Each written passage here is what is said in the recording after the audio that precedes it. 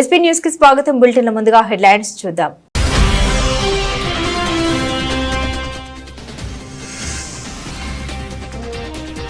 తెలంగాణలో రుణమాఫీ ఎగ్గొట్టిన కాంగ్రెస్, మహారాష్ట్రలో ప్రధాని మోదీ విమర్శ.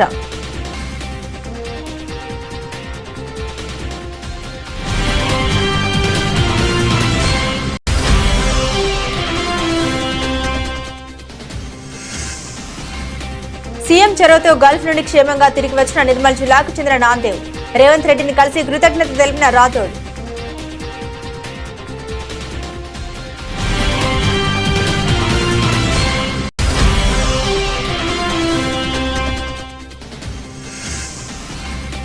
దుర్గగూడలో ఆకస్మిక పర్యటించిన దేవాదాయ శాఖ మంత్రి క్యూలైన్లో కల్పిస్తున్న సదుపాయాలపై స్వయంగా భక్తులను అడిగి తెలుసుకున్న ఆనం రామనారాయణ రెడ్డి.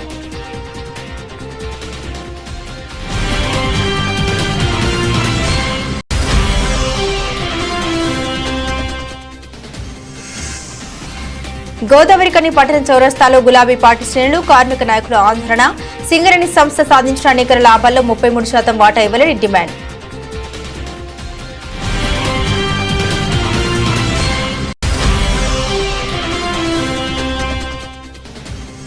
రాష్ట్రీయ స్వయం సేవక్ సంఘ్ గజ్వేల్ ఆధ్వర్యంలో విజయదశమి ఉత్సవ కార్యక్రమం. ప్రతి ఒక్కరూ సేవా నిరతి కలిగి ఉండాలన్న ఆర్ఎస్ఎస్ ముఖ్యులు, తెలంగాణ ప్రాంత ప్రచారక్ శ్రీధర్జీ.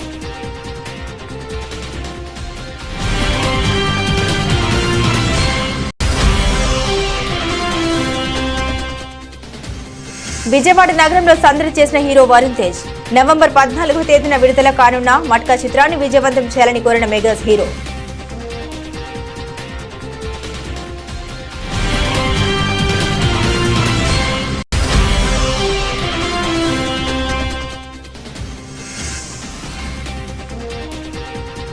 దాయిదీతో పోరు, పాక్తో భారత్ అమీతుమీ.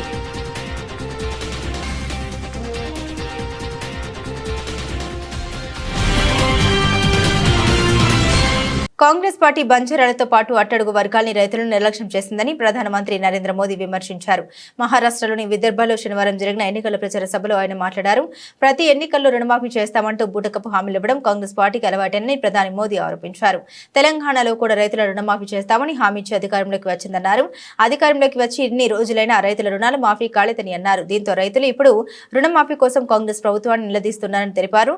రైతులను కాంగ్రెస్ గౌరవించదని, వారి అవసరాన్ని పట్టించుకోదని అన్నారు. డ్రగ్స్ వ్యాపారం కాంగ్రెస్ కు సంబంధాలున్నాయని ఢిల్లీలో దొరికిన డ్రగ్స్ కేసులో కాంగ్రెస్ నేత పాత్ర ఉందని ఆరోపించారు.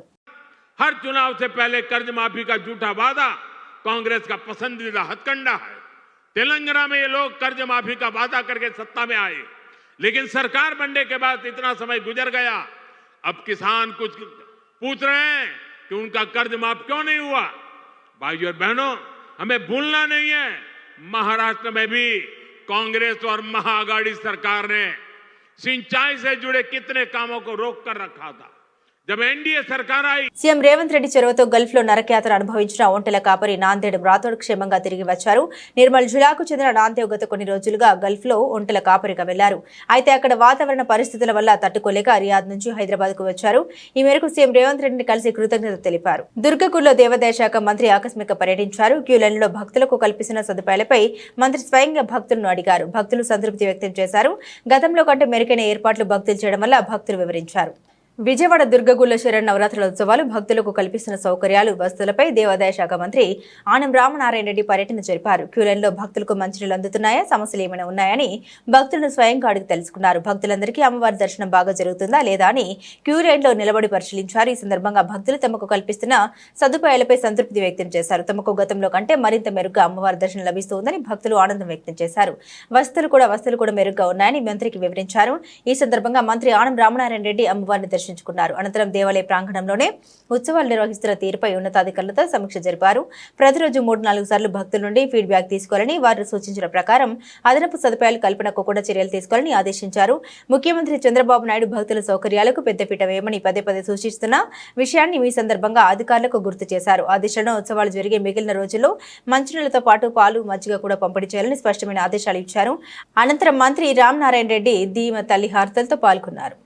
దుర్గమ్మవారి ఆలయ అధికారులు, దేవాదాయ శాఖ కలిసి సమన్వయంతో పనిచేయడం జరుగుతుంది.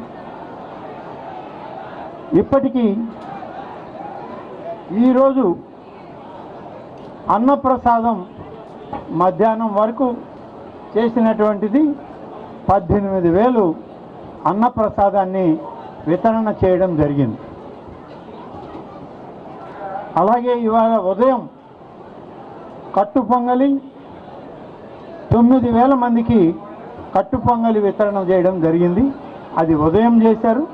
10:30 నుంచి మధ్యాహ్నం 4 గంటల వరకు 18,000 మందికి అన్నప్రసాదం కూడా వితరణ చేయడం జరిగింది. 90,000 లడ్డులని విక్రయించడం కూడా జరిగింది. అడిగిన వారికి లేదనకుండా 90,000 లడ్లు ఇవాళ సాయంత్రం వరకు అందరికి కూడా విక్రయించడం జరిగింది. ఆ విధంగా ఈరోజు వరకు ఈ కార్యక్రమాలు సజావుగా సాగుతున్నాయి. మిగిలినటువంటి 6 రోజుల కార్యక్రమం కూడా సజావుగా సాగడానికి కావాల్సిన ఏర్పాట్లన్నీ కూడా చేయడం జరుగుతూ ఉంది. అలాగే నిన్న ఈరోజు కొంతమేర స్వచ్ఛంద సంస్థలుగా ఉన్నటువంటి వాళ్ళు దాదాపు పాలు 4,000 లీటర్లు 3,000 లీటర్ల మజ్జిగ కూడా స్వచ్ఛంద సంస్థల వాళ్ళు వచ్చి క్యూ లైన్లలో ఉన్నటువంటి వాళ్ళకి వితరణ చేసి వారు కూడా సరఫరా చేయడం జరిగింది. రాష్ట్రీయ స్వయం సేవక్ సంఘ్ గజ్వెల్ ఆధ్వర్యంలో విజయదశమి ఉత్సవ కార్యక్రమాన్ని ఘనంగా నిర్వహించారు. సిద్దిపేట జిల్లా గజ్వెల్లో స్థానిక ఐఓసీ కార్యాలయం నుండి ప్రధాన రోడ్డు మీదుగా అంగడిపేట హనుమాన్ దేవాలయం వరకు, అక్కడి నుండి ఇందిరా పార్క్ చౌరస్తా, అంబేద్కర్ చౌరస్తా, స్వామి వివేకానంద విగ్రహం ముందు వరకు ఘనంగా ర్యాలీ నిర్వహించారు. అనంతరం సమావేశం నిర్వహించారు. ఈ సందర్భంగా ఆర్ఎస్ఎస్ ముఖ్యులు తెలంగాణ ప్రాంత ప్రచారక్ శ్రీధర్ జీ మాట్లాడారు. మన దేశం భారతదేశం ప్రపంచానికి దిశానిర్దేశం చేసిన సత్తాగల భారతదేశమని ప్రతి ఒక్కరూ సేవ నిరతి కలిగి ఉండాలని అన్నారు. ఎక్కడ ఏ చిన్న ఆపద వచ్చినా ముందుగా వారికి సహాయ సహకారాలు అందించేది ఆర్ఎస్ఎస్ అని తెలిపారు. స్వాతంత్రం వచ్చినప్పటి నుంచి కూడా చూసుకున్నట్లయితే భారతదేశము ప్రపంచంలో ఒక వెనుకబడిన దేశంగా గుర్తించారు. ప్రపంచం మనల్ని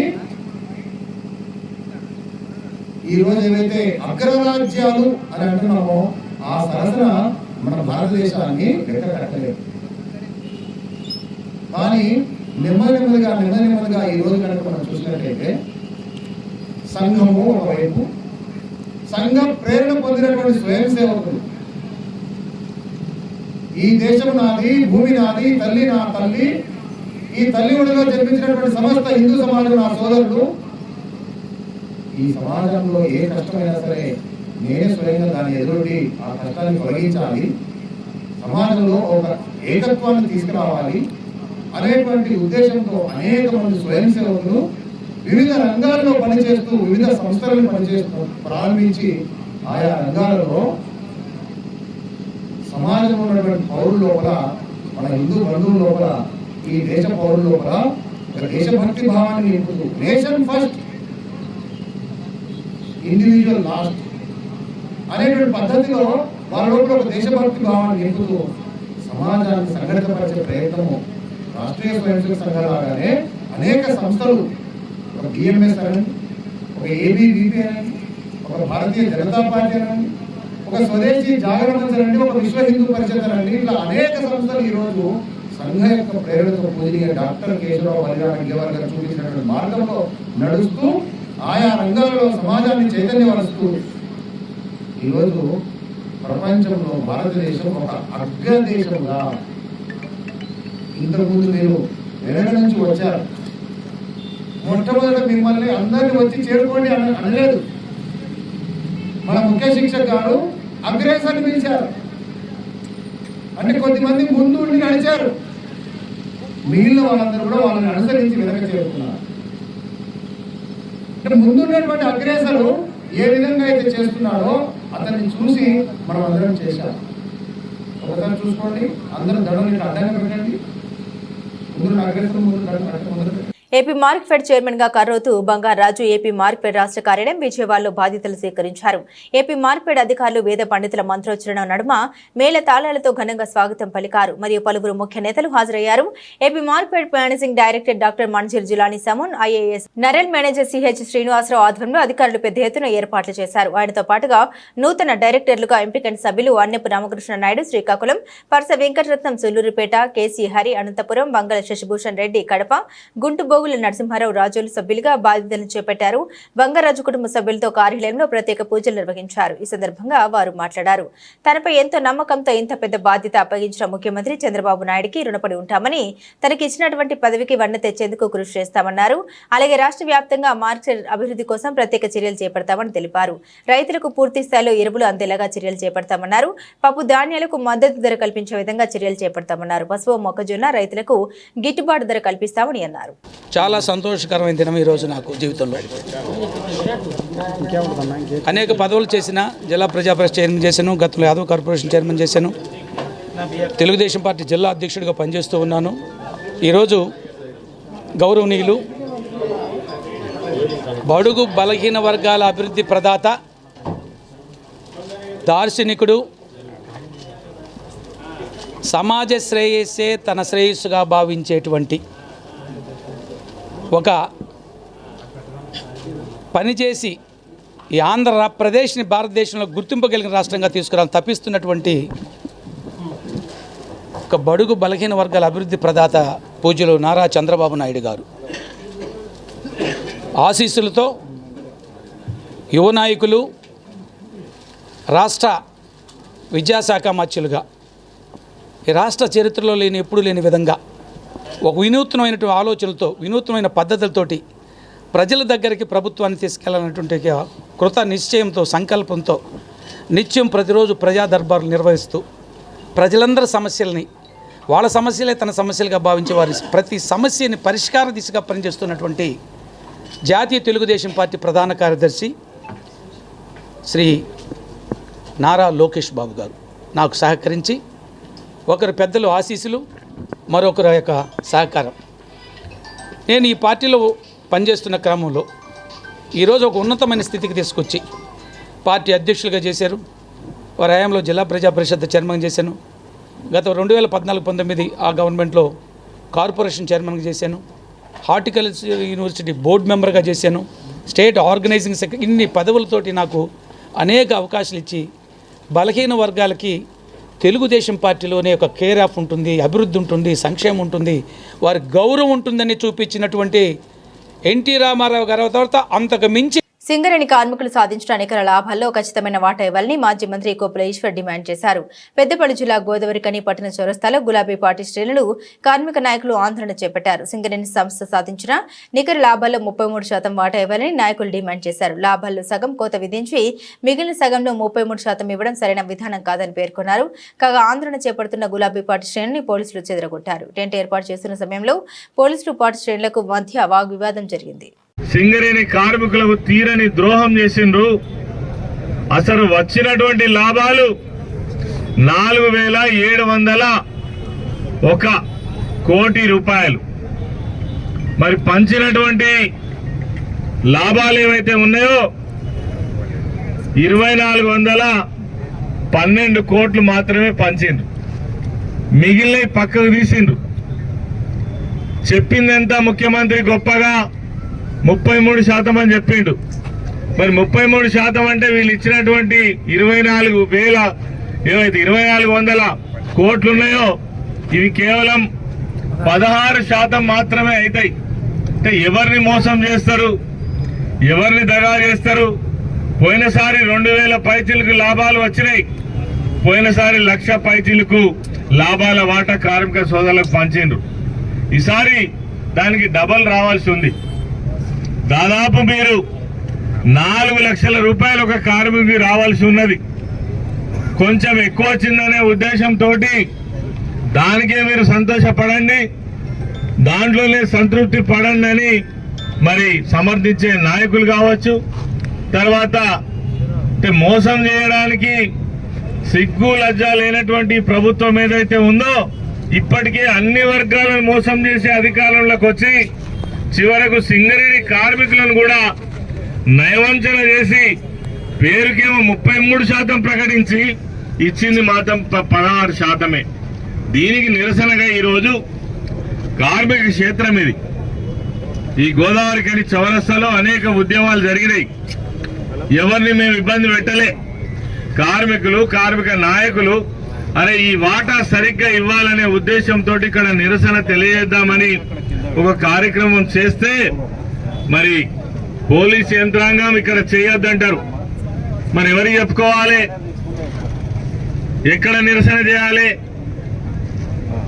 అంటే ప్రభుత్వం కనీసం. జనసేన పార్టీ అధినేత పవన్ కళ్యాణ్ సనాతన ధర్మం పేరుతో ఆర్ఎస్ఎస్ అజెండాని భుజన మోస్తే ప్రజలు హర్షించారని సిపిఐ రాష్ట్ర కార్యదర్శి కె రామకృష్ణ శనివారం ఒక ప్రకటనలో వెల్లడించారు. ఎన్నికల ముందు తనకి కులం లేదు, మతం లేదు, ప్రాంతం లేదని చెప్పిన పవన్ కళ్యాణ్ అధికారంలోకి వచ్చి ఉప ముఖ్యమంత్రి అయిన తర్వాత సనాతన ధర్మం గురించి మాట్లాడడం, రాజకీయంగా నష్టం జరిగినా పర్వాలేదని చెప్పడం ఆశ్చర్యంగా ఉందన్నారు.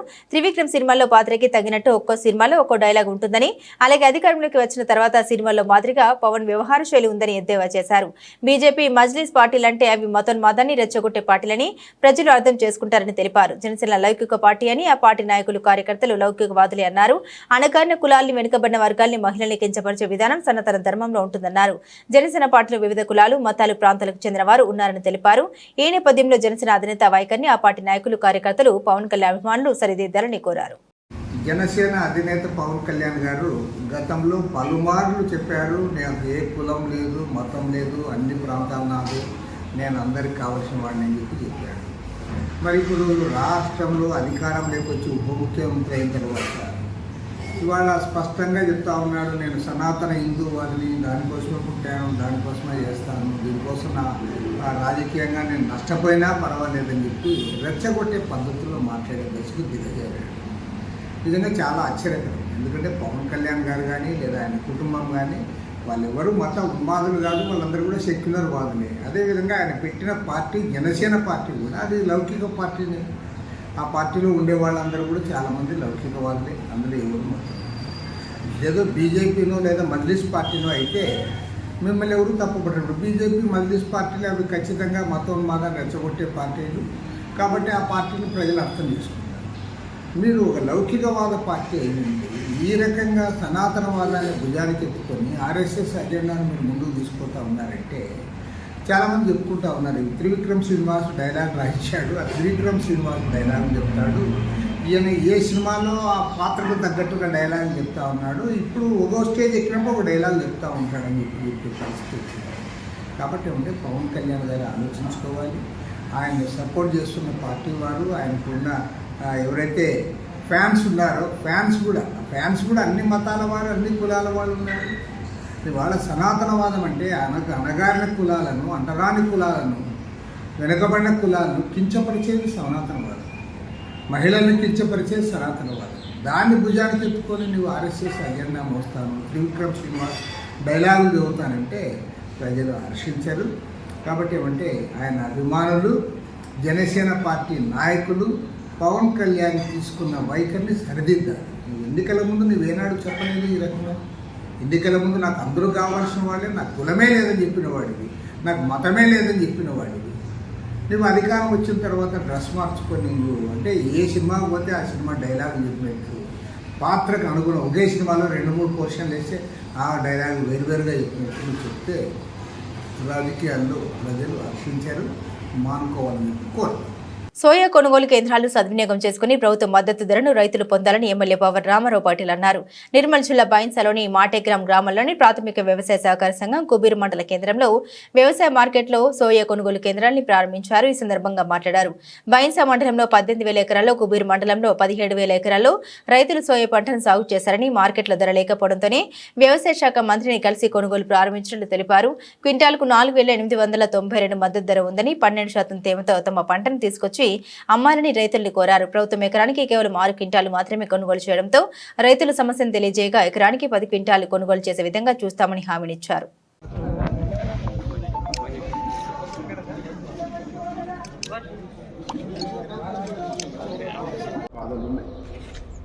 పురుగులు వస్తున్నాయి, రోడ్డు సరిగా లేదు, ఘోరం కూడా సరిగా లేదు. కానీ ఇంతవరకు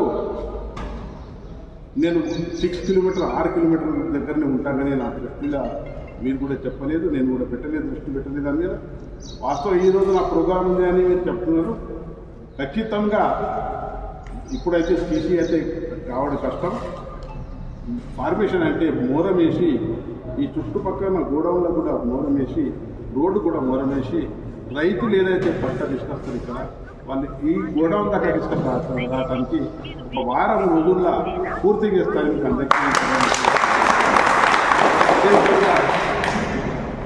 ఈ పురుగుల సమస్య పంటలలో మన ఏదైతే ధాన్యం ఉంటుంది గోడౌన్లో, ఆ ధాన్యంలో పురుగులు వాస్తవంగా అవుతాయి. ఆ పురుగులు మన ఇంట్లో వస్తున్నాయని ఇప్పుడే పదే చెప్పడం జరుగుతుంది.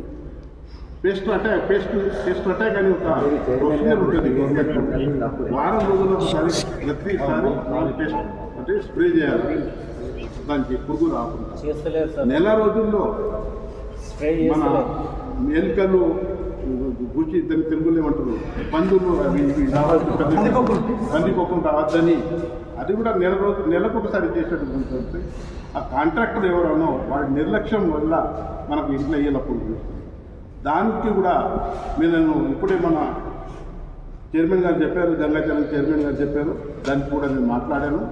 రేపు ఎల్లుండి వాళ్ళకి పిలిచి ఇక్కడ పిలవరికి బైసాలో ఆ పేస్ట్ అటాక్ కంపల్సరీ కావాలి. అయిన తర్వాత నాకు కలాలని మధ్య భారత తీర్థయాత్రలకు వెళ్లిన రాజన్న సిరిసిల్ల జిల్లా వేములవాడకు చెందిన ఆనువంశిక అర్చకులు మధ్యప్రదేశ్లోని ప్రసిద్ధ జ్యోతిర్లింగ క్షేత్రంలో బతుకమ్మ ఆడిపాడారు. ఓంకారేశ్వర్లో ఉపాధ్యాయుల కరుణ, చంద్రశేఖర్, పద్మ, చంద్రమోహన్ కుటుంబ సభ్యులు స్థానిక మహిళలతో కలిసి బతుకమ్మను ఆడారు. ఓంకారేశ్వర జ్యోతిర్లింగం దర్శనం అనంతరం తెలంగాణ సంస్కృతి సాంప్రదాయాలను పాటిస్తూ పూలతో బతుకమ్మను అందంగా పేర్చి పాటలు పాడుతూ సందడి చేశారు. అనంతరం బతుకమ్మను నర్మదా నది జలాల్లో నిమజ్జనం చేశారు. విజయవాడ ఇంద్రకీలాద్రిపై దసరా శరన్నవరాత్రి ఉత్సవాలు వైభవంగా జరుగుతున్నాయి. నవరాత్రుల్లో భాగంగా 4వ రోజు ఆదివారం అమ్మవారు శ్రీ లలితా త్రిపుర సుందరి దేవి అవతారంలో భక్తులకు దర్శనమిస్తూ ఉన్నారు. త్రిపురాత్రయంలో 2వ శక్తి లలితాంబవారు దేవి ఉపాసకులకు అమ్మ ముఖ్య దేవత. త్రిగుణాతీతమైన కామేశ్వర స్వరూపం, పంచదాక్షాక్షరి మహామంత్ర అధిష్టాన దేవతగా శ్రీ లలితా త్రిపుర సుందరి దేవిని ఆరాధిస్తారు. సకల లోకాలకు అతీతమైన కోమలతో ముఖం కలిగిన మాతృమూర్తి అమ్మ చెరుకుగడ, విల్లు, పాశంకులాశాలను ధరించిన రూపంలో కుడివైపున లక్ష్మీదేవి, ఎడమవైపున సరస్వతీదేవి సేవలు చేస్తుండగా శ్రీ లలితా త్రిపుర సుందరి దేవి భక్తులను అనుగ్రహిస్తుంది. అమ్మ శ్రీ విద్య స్వరూపిణి, సృష్టి స్థితి సంహార రూపిణి కుంకుమతో నిత్య పూజలు చేసే సువర్ణాస్లకు తల్లి మంగళ సౌభాగ్యాన్ని ప్రసాదిస్తోంది. కాగా రోజు రోజుకు భక్తుల సంఖ్య పెరుగుతోంది. శనివారం సాయంత్రం నుండి ఉత్తరాంధ్ర నుండి వచ్చే భక్తుల రాక ప్రారంభమైంది. నిర్మల్ జిల్లా బాసర శ్రీ జ్ఞాన సరస్వతి అమ్మవారి క్షేత్రంలో శరన్నవరాత్రి ఉత్సవాల భాగంగా 4వ రోజు అమ్మవారు కూష్మాండదేవి అవతారంలో భక్తులకు దర్శనమిస్తున్నారు. ఆలయ వేదిక బృందం అమ్మవారికి విశేష తమలార్చన పూజలు నిర్వహించి అనంతరం అల్లం వడల్ని నైవేద్యంగా వినివేదించారు. ఆశ్వయుజ శుద్ధ చవితి నాడు దుర్గా నవదుర్గల్లో 4వ అవతారమైన దుర్గాదేవి కూష్మాండదేవిగా అలంకరించినట్లు ఆలయ అర్చకులు తెలిపారు. వాసరా శ్రీ జ్ఞాన సరస్వతి అమ్మవారి యొక్క దసరా నవరాత్రి ఉత్సవాలు జరుగుతున్నాయి. అందులో భాగంగా ఈరోజు 4వ రోజు. ఈరోజు అమ్మవారు పుష్పాండ అవతారంలో దర్శనమిస్తుంది. ఈరోజు అమ్మవారికి అల్లం అన్నం నైవేద్యిస్తారు. ఈరోజు ఈ అమ్మవారి క్షేత్రంలో భక్తులు దర్శించినట్లయితే సకల విద్యా బుద్ధులు, సకల కోరికలు, సకల శక్తులు కలుగుతాయని చెప్పి ప్రతిదీ.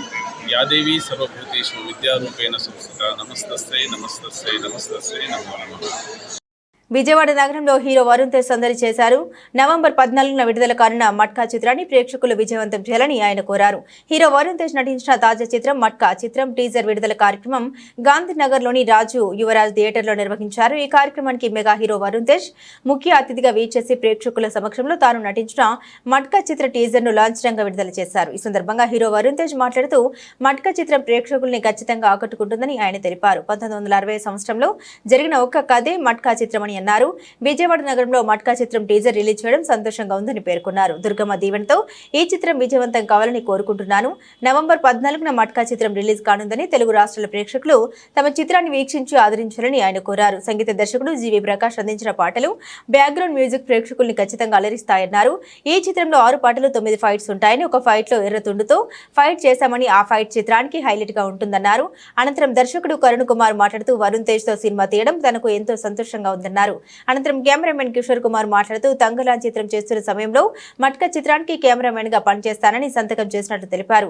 వరుణ్ తేజ్ ఈ చిత్రంలో ఒక కొత్త లుక్ లో ప్రేక్షకులకు కనిపించడంతో పాటు ఆయన నటన చిత్రానికి హైలైట్ గా ఉంటుందన్నారు. టీజర్ రిలీజ్ కార్యక్రమంలో చిత్ర నిర్మాతలు డాక్టర్ విజేందర్ రెడ్డి, తీగల రజనీ, తాళూరి పాల్గొన్నారు. టీజర్ ఎలా ఉందండి? నచ్చిందా? అంటే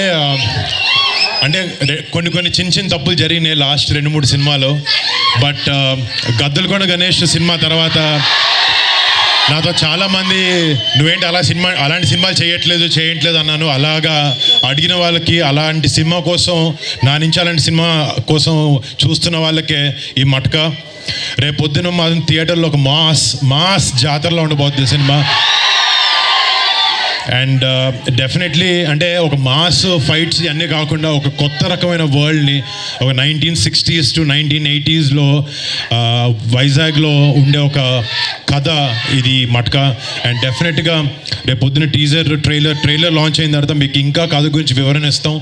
బట్ ఐఎమ్ వెరీ థ్యాంక్ఫుల్ మీ అందరికీ. ఇంకొక చిన్న విషయం, ఇందాక లాస్ట్లో వెనక్కి తిరిగినప్పుడు ఎర్రతుండి ఇట్లా పడుతుంది. అది సో సినిమాలో ఒక టైంలో మాత్రం నేను ఒక మార్కెట్లో లేబర్గా పనిచేస్తూ ఉంటాను. పనిచేస్తున్నప్పుడు ఒక ఫైట్ సీక్వెన్స్ ఉంది. డైరెక్టర్ వచ్చాడు, డ్రెస్ చూస్తున్నాడు, అంతా బాగుంది, ఏదో మిస్ అవుతుంది అన్నాడు. కరెక్ట్గా కాస్ట్యూమర్ తీసుకొచ్చి ఎర్రకండు మెడలో వేసాడు. టాప్ టు బాటమ్ లుక్ అదిరిపోయింది. But thank you so much. ఆ విషయం, చిన్న విషయం మీతో చెప్పుకోవాలనిపించింది. అండ్ మళ్ళీ ఇక్కడికి వచ్చిన మా కుటుంబ సభ్యులు, అభిమానులు ప్రతి ఒక్కరికి, మీ అందరికీ థ్యాంక్ యూ సో మచ్. డెఫినెట్గా ఈ సినిమా మీరు గర్వంగా పెట్టుకునే సినిమా అవుతుందని నేను మనస్ఫూర్తిగా కోరుకుంటున్నాను. అండ్ డెఫినెట్గా November 14th ఈ సినిమా థియేటర్లోకి వస్తుంది. మీరు అందరూ ఆ సినిమాని చూసి సపోర్ట్ చేసి ఆదరిస్తారు, మీరు అలరిస్తుంటుందని నేను మనసారా కోరుకుంటున్నాను అండి. Thank you so much boys. Thank you. I love you so much. Thank you so much for all the love. మహిళల ప్రపంచ కప్ లో భాగంగా హర్మన్ ప్రీత్ కౌర్ సారథ్యంలోని భారత క్రికెట్ జట్టు ఆదివారం దాయేది పాకిస్తాన్ తో అమ్మితుమ్మి తేల్చుకోనుంది. గ్రూప్ ఏలో సెమీస్ బెర్త్ను ఖాయం చేసుకోవాలంటే టీమిండియాకు నేటి మ్యాచ్ అత్యంత కీలకం కానుంది. దుబాయ్ వేదికగా జరగబోయే మ్యాచ్ మధ్యాహ్నం 3 గంటలకు మొదలవనుంది. ఈ మ్యాచ్ స్టార్ స్పోర్ట్ లో ప్రసారం కానుంది. స్వదేశంలో భారత్ మరో T20 సిరీస్ కు సిద్ధమైంది. ఇటీవల ముగిసిన 2 మ్యాచ్ల టెస్ట్ సిరీస్ లో బంగ్లాదేశ్ ను 2-0 తేడాతో ఓడించి జోర్మీదిన టీమిండియా పొట్టి పోరులోనూ అదే దూకుడు ప్రదర్శించాలని పట్టుదలతో ఉంది. మధ్యప్రదేశ్లోని గ్వాలియర్లో కొత్తగా పునర్నిర్మించిన శ్రీమంత్ మాధవరావు సింధియా స్టేడియం ఈ మ్యాచ్కు ఆతిథ్యం ఇవ్వనుంది. 14 ఏళ్ల తర్వాత ఈ స్టేడియంలో జరగనున్న తొలి అంతర్జాతీయ మ్యాచ్ ఇదే. బులెటిన్ ముగించే ముందు హెడ్లైన్స్ మరోసారి.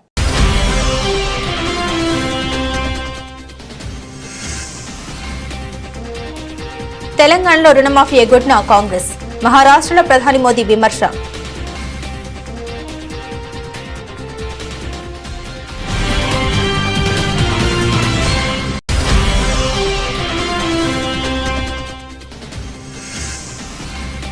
సీఎం చొరవతో గల్ఫ్ నుండి క్షేమంగా తిరిగి వచ్చిన నిర్మల్ జిల్లాకు చెందిన నాందేవ్, రేవంత్ రెడ్డిని కలిసి కృతజ్ఞత తెలిపిన రాథోడ్.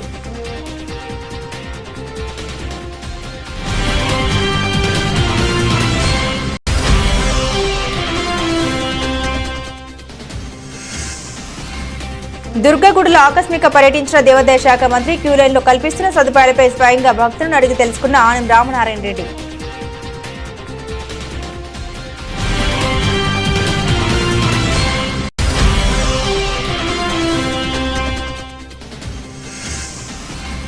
గోదావరికని పట్టణ చౌరస్తాలో గులాబీ పార్టీ శ్రేణులు, కార్మిక నాయకుల ఆందోళన. సింగరేణి సంస్థ సాధించిన నికర లాభాల్లో 33% వాటా ఇవ్వాలని డిమాండ్.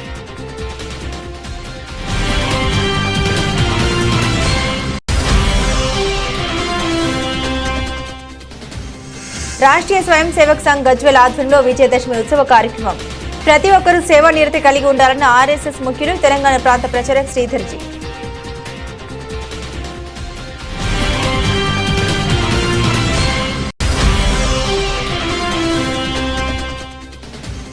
విజయవాడ నగరంలో సందడి చేసిన హీరో వరుణ్ తేజ్. November 14వ తేదీన విడుదల కానున్న మట్కా చిత్రాన్ని విజయవంతం చేయాలని కోరిన మెగాస్ హీరో.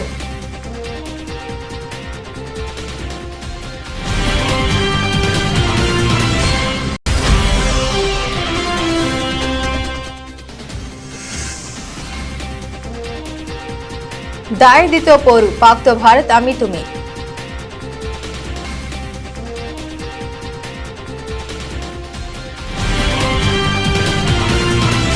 ఇవి బులెటిన్ విశేషాలు. తిరిగి మరో బులెటిన్తో మళ్ళీ కలుసుకుందాం. అంతవరకు సెలవు. నమస్కారం.